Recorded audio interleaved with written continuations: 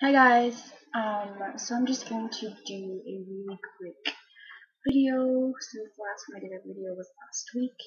I've been doing a lot of videos on my other channel, but I decided to come back and do another video since I should be doing more videos on this channel. So I'm going to do another nursing vlog video regarding different clinicals for each what's it called?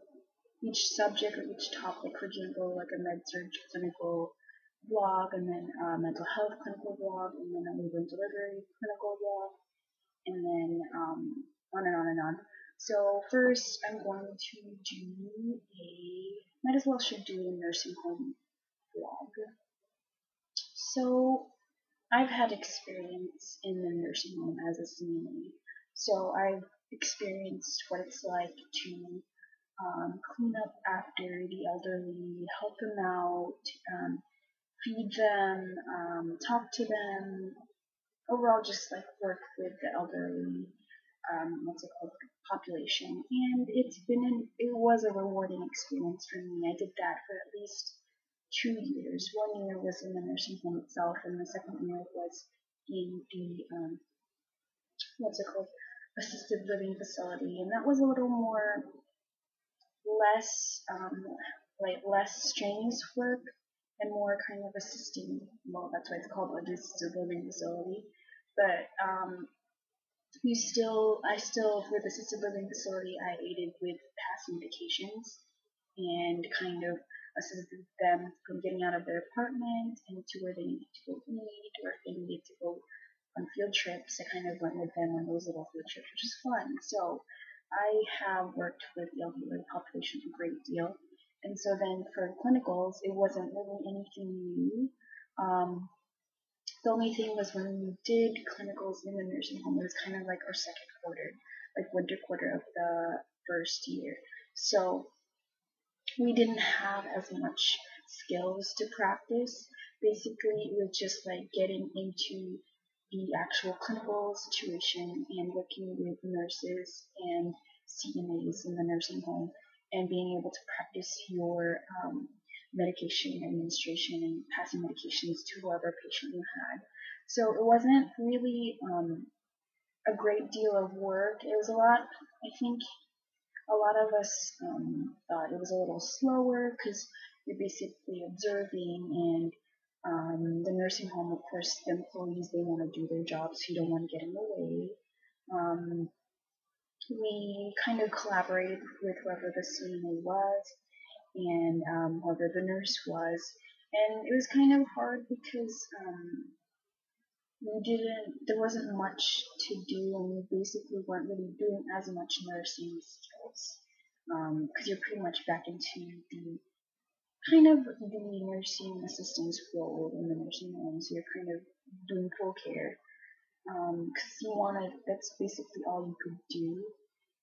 There weren't really any technical skills like IV pumps in the nursing homes, or working on the computer system because everything was still in paper. And I remember preclinical, that was the hardest thing because there were so many diagnoses just for that one patient in the nursing home, and there were so many medications, and so you kind of were overloaded with what to choose for the diagnosis for that patient, the older patient, and what medications they were still actually taking, if they were taking all those medications. And usually, a majority of the time, it seemed like they took like a whole lot of medications just for that day or for that time.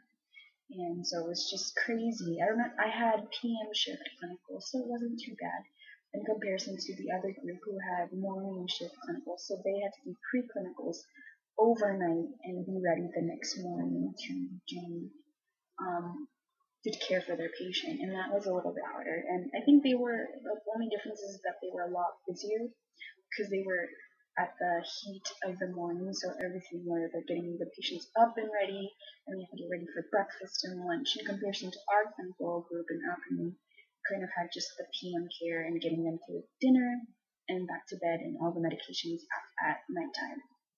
So that wasn't too much.